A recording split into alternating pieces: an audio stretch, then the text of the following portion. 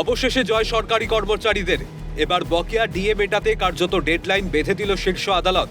2026-এর 31শে মার্চের মধ্যে বকেয়া ডিএর 25% মিটিয়ে দেওয়ার নির্দেশ সুপ্রিম কোর্টের। রাজ্যের বকেয়া ডিএর পরিমাণ প্রায় 40,000 কোটি। 25% দিতে হলে প্রয়োজন প্রায় 10,400 কোটি টাকা।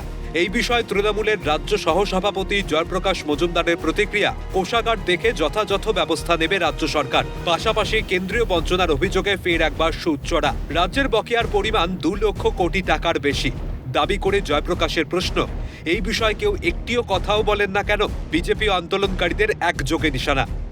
না, এটা তো রাজ্য সরকার পরীক্ষা করে দেখে যেটা যথাযথভাবে ব্যবস্থা যেটা নেওয়ার এবং দেখে কোষাগার দেখে তারা ব্যবস্থা নেবে। কিন্তু রাজ্যের যেটা অধিকার, সার্বিক অধিকার, মৌলিক অধিকার, সেই অধিকারকে খর্ব করে বিজেপি সরকার, কেন্দ্রীয় সরকার রাজ্যকে বঞ্চনা করে এসেছে, তাদের বকেয়া আটকে রেখেছে। এইসব বিজেপির লোকজন কিংবা আন্দোলনকারীরা সেই বিষয়ে একটিও কথা বলেন না কেন? রাজ্যকে টাকা দেওয়া হবে না, কিন্তু রাজ্যের কাছ থেকে আমরা টাকা আদায় করে ছাড়বো, আর নিজেদের বেলায় বলছে আমাদের পেতে হবে। এটাকেই বলা হয় নিজের বেলা আঁটিসুটি, পরের বেলায় দাঁত কপাটি।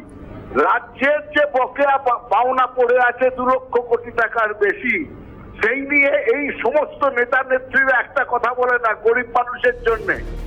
বিশেষজ্ঞরা বলছেন, যেখানে সুপ্রিম কোর্টে রাজ্য বারবার দাবি করেছে কোষাগার শূন্য, সেখানে বিপুল পরিমাণ টাকা দেওয়া সত্যিই চ্যালেঞ্জের। তাছাড়া উন্নয়ন থেকে শিক্ষা, স্বাস্থ্য সহ বিভিন্ন সরকারি প্রকল্পের খরচ মেটাতে প্রচুর অর্থের প্রয়োজন। বকেয়া ডিএ মেটাতে গেলে লক্ষ্মীর ভাণ্ডার, স্বাস্থ্যসাথী, পথশ্রী বা অন্যান্য সামাজিক প্রকল্পে বরাদ্দের ঘাটতি দেখা দিতে পারে।